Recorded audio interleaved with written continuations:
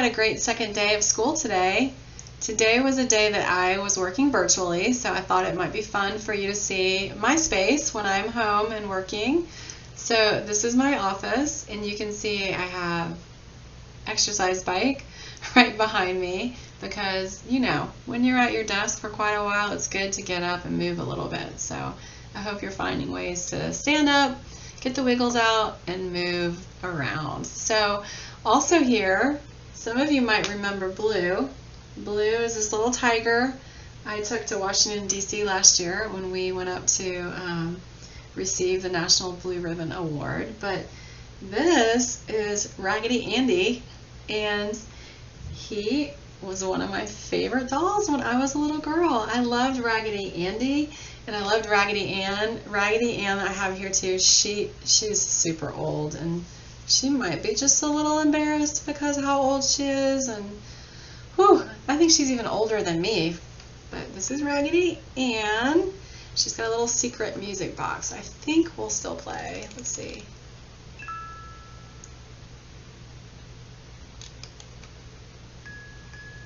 Can you hear it?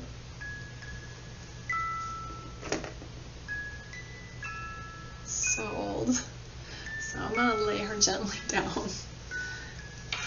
One of the good things about being home so much these days is that we have really been cleaning and going through some of the things that we've had stored, and I found one of my favorite storybooks from when I was little, and it's Raggedy Ann and the Cookie Snatcher.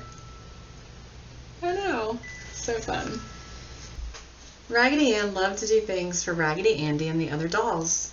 Most of all, she enjoyed cooking for them, and today, as a special treat, she was baking sugar cookies. Everyone helped. As Raggedy Ann read the recipe aloud, Soldier Doll broke the eggs, China Doll sifted the flour, and Andy waited to beat the batter. "Yum, yum," said Andy. He licked a bit of batter off his hand. "These cookies are going to be delicious. I could eat them all." "Oh, not yet," said Raggedy Ann. "First we must cut them out. What shape shall we make?"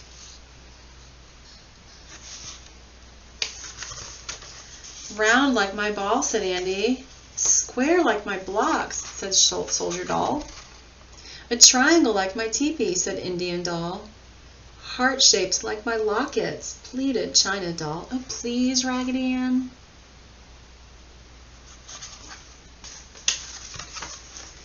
"I know what we'll do," said Raggedy Ann. "We'll cut out some of each shape." And so she did. She cut out some round cookies and some square ones. She cut out some that were triangle-shaped and some that were heart-shaped. Then she placed the cookies on a cookie sheet and slid them into the oven. Soldier Doll timed the cookies while they were in the oven to make sure they didn't burn. Toot, toot, toot! He blew his bugle 3 times when the cookies were done.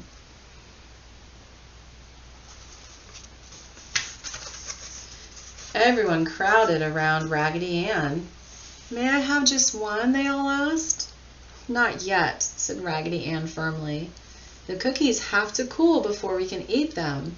So she took them out to the porch and left them there to cool.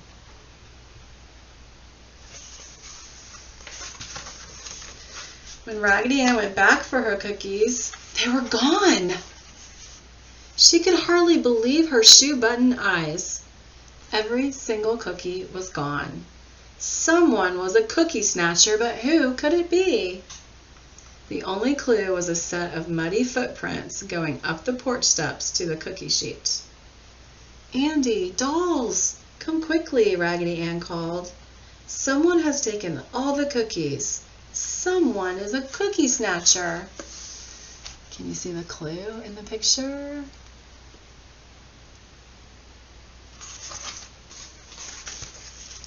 She thought a minute and then remembered how Raggedy Andy had said he could eat all of the cookies. "Tell me the truth, Andy," Raggedy Ann begged.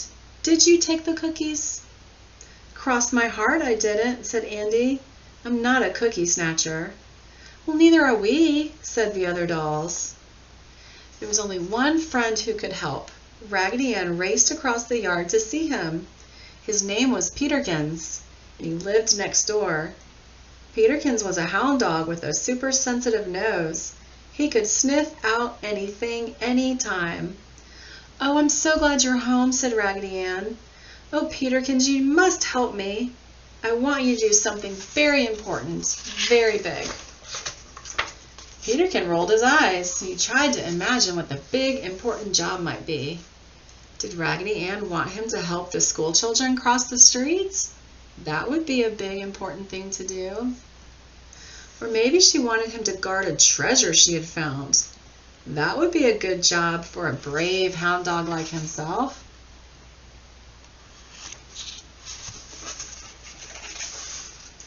Perhaps Raggedy Ann wanted him to ride on the big red fire engine with the firemen.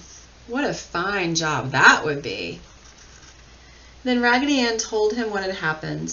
"Oh, Peterkins, only you can help me. Someone took all the cookies I baked for Andy and the dolls, and your super nose can sniff out the cookie snatcher." Raggedy Ann began to cry. "The only clue I have is a set of muddy footprints, just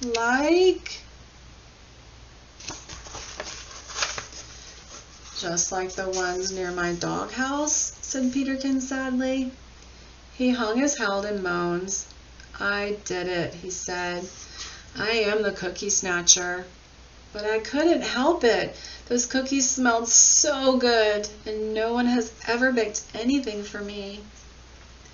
Raggedy Ann put her arms around Peterkins. "That's too bad," she said, "and it must have been very hard for you to tell the truth, but I'm very glad you did. Now you wait here, and I'll be back with a surprise."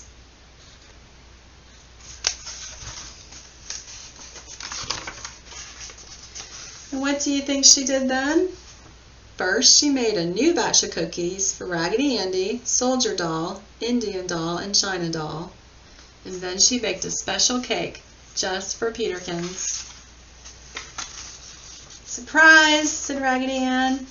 "And it's all for you because you were brave and told the truth." Peterkin sniffed his cake happily. "Thank you," he said. "I'm a very lucky hound dog. And I really like the shape of this cake, Raggedy Ann." What shape do you think the cake is for Peterkins? Let's find out. The surprise cake for Peterkins wasn't a circle or a square. It wasn't a triangle, and it wasn't heart-shaped. It was a special cake in the shape of a doghouse. And the name on the roof was Peterkins. Boy, that was fun for me. I can remember people reading this book to me as well, my mom and dad, and reading it to my dolls sometimes when I got older and I could read it myself. So I hope you enjoyed that. Don't forget, tomorrow's Wednesday, so we will see you for announcements and TigerTuckIn back on Thursday. Have a great day, everyone. Sweet dreams. Bye.